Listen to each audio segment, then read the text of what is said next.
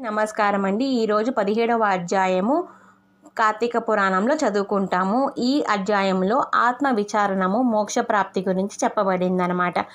ఈ కథలో అంగీరసుడు స్తంభము నుండి పుట్టిన పురుషునితో ఇట్లా చెప్తాడనమాట. ఓయి, ముక్తి అనగా ఏమో, కర్మబంధం అనగా ఏమో నేను ఇప్పుడు చెప్తాను. కార్యకారణములు, స్థూల సూక్ష్మములు ఇత్యాది ద్వంద్వములతో సంబంధం కలదియే శరీరము. జీవుననగా మరి ఒక దెవ్వరనూ లేడు. నీవే జీవుడవు, నేనెవ్వడానని ప్రశ్నించినావు. ఆ నేను అనేదియే ఆత్మ, బ్రహ్మము. సందేహము లేడు అనగా పురుషుడు మునీంద్ర, మీరు చెప్పిన మాట నాకు సరిగా బోధపడలేదు.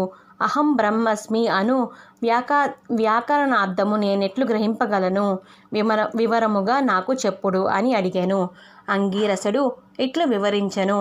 ఆత్మ మన అంతఃకరణమునకు దాని వ్యాపారములకును సాక్షిగా నుండి ఆనంద చైతన్య సత్య స్వరూపమైన ఉండును.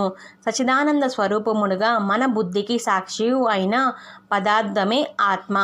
దేహము ఒక రూపము కలిగిన పిండము కావున ఇది ఆత్మ కాదు.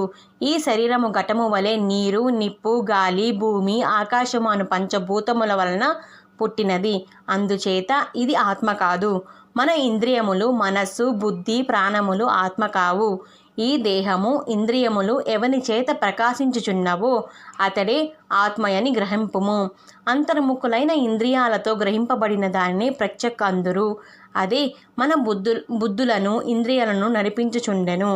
ఎవని సాన్నిధ్యము చేత సహజముగా జడలమునైన దేహేంద్రియాలు చైతన్యముతో వెలుగునో ఆ ఆత్మ పదార్థమే బ్రహ్మమని గ్రహింపుము. తానే మార్పులకు పొందక మనుగులకు మెలకువలు, స్వప్నము, నిద్ర అను అవస్థలకు సాక్షిభూతుడై ఉండునో అతడే బ్రహ్మము. ఘటమును ప్రకాశింపచేయు దీపము ఘటము కంటే వేరు కదా. అట్లే దేహమును ప్రకాశింపచేయు ఆత్మ కూడా దేహము కంటే వేరుగా నుండు పరబ్రహ్మమని తెలుసుకొనము. వీడు పుత్రుడు, వీడు మిత్రుడు, వీడు ప్రియుడు, వీడు అప్రియుడు, ఇటువంటి మనలో పుట్టడి భావములన్నీయు పైనుండి నిర్వికారముగా చూచువాడే పరబ్రహ్మము. నిత్యమై మనము ప్రేమింపదగిన మహాపదార్థమునై ఉండిదే బ్రహ్మము. ఆ బ్రహ్మము నేనే అని గ్రహింపవలను. జ్ఞాన స్వరూపమై సాక్షిగా నుండి లక్షణములు కలిగిన ఆ బ్రహ్మమే అను పదార్థము. ఈ రెండు లక్షణములు ఒకప్పుడు ఉండి మరి ఒకప్పుడు లోపించుటకు అన్నవి లేకుండాటే ఆత్మ లక్షణము. దేహ, ఇంద్రియ, మన ప్రాణముల కంటే వేరుగా నుండి వాడును. పుట్టుక, ఉండుట, పెరుగుట, మార్పులుండుట, కృషించుట, నశించుట అను 6 విధములైన వికారమును పొందిన వాడే పరబ్రహ్మము. ఆత్మ పదార్థమునిట్లు గ్రహించిన తరువాత సత్య జ్ఞాన అనంత స్వరూపము కలిగి సంసార దోషములు లేక అఖండ నందాస్వరూపుడైన పరిపూర్ణుడే ఆత్మారూపుడైన పరబ్రహ్మము. వేదములన్నీయు సర్వజ్ఞునుండినై సర్వేశ్వరుని ఎవరిని కీర్తించునో అతడే ఆత్మరూపుడైన పరబ్రహ్మము. దేనిని తెలుసుకున్నచో మహాజ్ఞానము పరిపూర్ణమగునో ఆ వస్తువే పరబ్రహ్మము. జీవాత్మగా దేహములో ప్రవేశించువాడే పరబ్రహ్మము. మనము చేసడి కర్మములకు ఫలమును ప్రసాదించువాడే పరమాత్మ అను దానిలో తత్వములను 2 పదములున్నది. త్వత్ అనగా బ్రహ్మము, త్వం అనగా నీవు అనగా జ్ఞాన దృష్టితో చూచిన వానికి జీవ బ్రహ్మలు రెండును వేరు కావు, ఒక్కటే. ఇదే మనము పరమాత్మయే ప్రత్యేగాత్మగా, ప్రత్యేగాత్మయే పరమాత్మ అను అభేద స్థితి ఎప్పుడు కలుగునో అప్పుడే అతను బ్రహ్మమగుచున్నాడు. వేదములన్నీను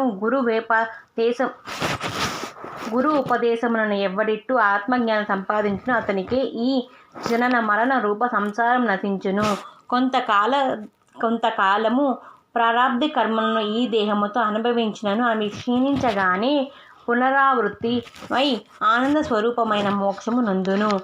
ఆత్మ పరిశుద్ధ నొందుటకై కర్మములు చేయవలను. గురువుల వలన ఆ కర్మ విధానములన్నీ తెలుసుకొని యథావిధిగా ఆచరింపవలెను. చేసిన కర్మముల ఫలము నాశించినచో మరలా బంధములు నేర్పను. అందుచేత కర్మ ఫలములను కేశవార్పణ కానీ శివార్పణ కానీ చెయ్యాలి. అహంకారములను విసర్జించి యోగయుక్తుడైనచో ఆ కర్మబంధములు చిక్కుకొనక మోక్షము నొందవచ్చును అని చెప్పిన అంగీరసునికి చూచి ఆ పురుషుడు సంతోషించి మరలా ఇట్లు ప్రశ్నించెను.